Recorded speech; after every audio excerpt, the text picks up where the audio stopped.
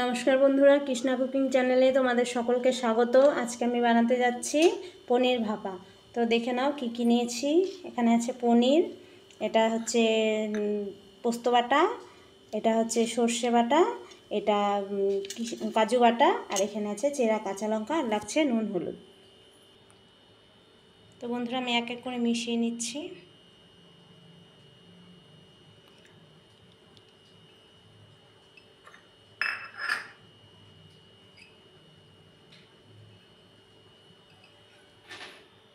কাজু বাটাটাও দিয়ে দিচ্ছি।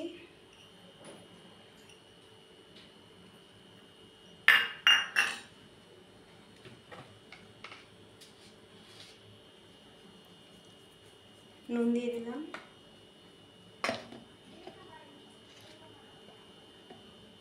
সামান্য একটু হলুদ করে দিয়ে দিচ্ছি।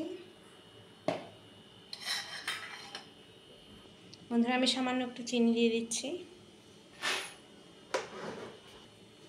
আমি একটু তেল দিয়ে দিচ্ছি বন্ধুরা।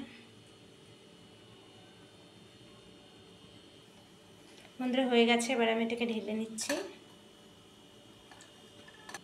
তো বন্ধুরা আমার মেখে নিয়েছি, মেখে নিয়ে আমি টিফিন বাটিতে ভরে নিয়েছি।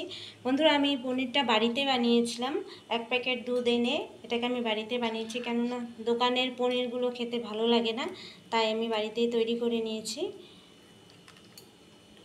বন্ধুরা এবার আমি এটাকে ঢেকে দিচ্ছি। আমি আগের থেকে গরম জল বসাই দিয়েছিলাম কড়াইতে।